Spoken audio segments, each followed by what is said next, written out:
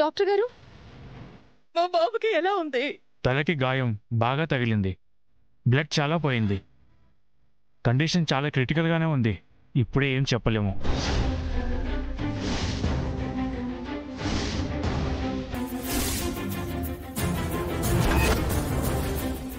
Doctor గారు, ఆయన ఎలాగైనా కాపాడండి. నా పసుపు కుంకుమల్ని నిలబెట్టండి ప్లీజ్ డాక్టర్ గారు. మా శక్తి మేరకు ప్రయత్నిస్తూనే ఉన్నాం. మీరు ధైర్యంగా ఉండండి. పేషెంట్ కండిషన్ క్రిటికల్గా ఉండడం మూలంగా స్పెషల్ ట్రీట్మెంట్ కూడా చేస్తున్నాం. మా ప్రయత్నానికి ఆ దైవం కూడా సహకరించాలి.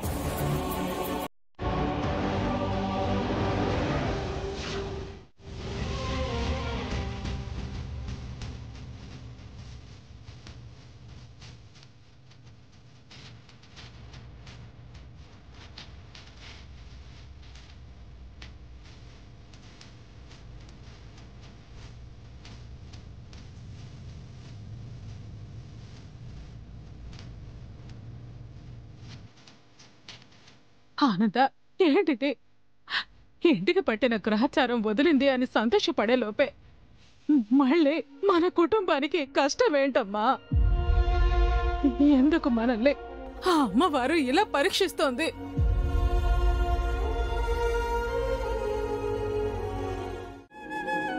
అమ్మా, ఆయనకి ఏమీ కాకుండా చూడు తల్లి. నా మాంగళ్యాన్ని నిలబెట్టు. ఆయనకి ఏదైనా జరిగితే నేను బతకలేనమ్మా, బతకలేను. నా సౌభాగ్యానికి ఏ ప్రమాదం వాటిల్లినా మరుక్షణం ఈ ప్రాణాల్ని నీ పాదాల చెంతే వదిలేస్తాను. ఈ మాట గుర్తుపెట్టుకో, గుర్తుపెట్టుకో.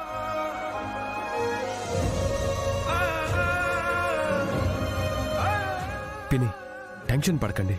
దర్శన్కి ఏమీ అవ్వదు. శరణ్య, దర్శన్ మళ్ళీ నవ్వుతూ మన ముందుకు వస్తాడు. పాజిటివ్గా ఉందాం, అంతా మంచి జరుగుతుంది.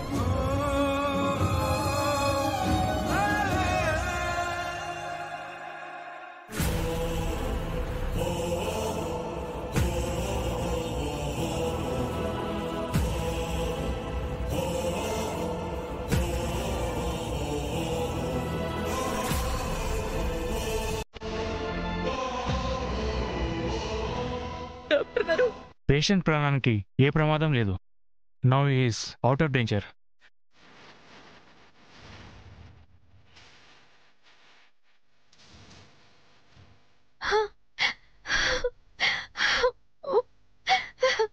Thank you so much. Thanks ఎందుకు మేడం? ఆమె డాక్టర్. ప్రాణాలు కాపాడటం మా ప్రొఫెషన్. కానీ మేము చేసిన ప్రయత్నమే గొప్ప కాదు. యాక్సిడెంట్ అయిన మనిషిని ఇన్ టైంలో హాస్పిటల్కి చేర్చారు కదండి, అది గొప్ప. ఆ అమ్మాయి కనుక యాక్సిడెంట్ జరిగిన వెంటనే స్పందించి మీ అబ్బాయిని ఇక్కడికి తీసుకురావటమే తనని కాపాడింది. మీరు థ్యాంక్స్ ఏమైనా చెప్పాలి అంటే ఆ అమ్మాయికే చెప్పండి. ఎవరు డాక్టర్ అమ్మాయి? ఆ అమ్మాయి ఇక్కడే ఉండాలి.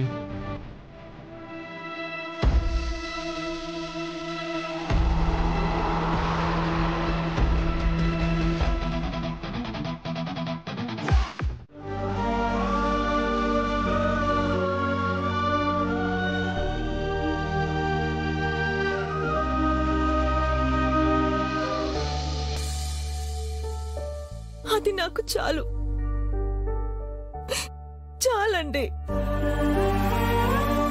పొరపాటుగా నా మూలంగా జరిగిన ప్రతి తప్పును దయచేసి క్షమించండి.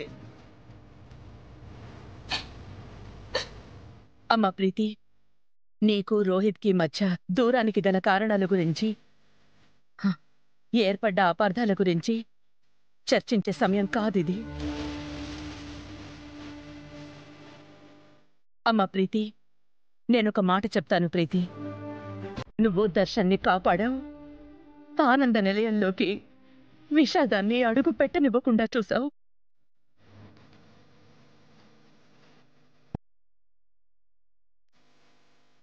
నీ వల్ల మా కుటుంబానికి జరిగిన గొప్ప మేలు మాత్రమే కాదమ్మా, నీ మీద మాకు ఏ చిన్న కోపం లేదు. ఈ క్షణం నుంచి ఉండేది కృతజ్ఞత మాత్రమే.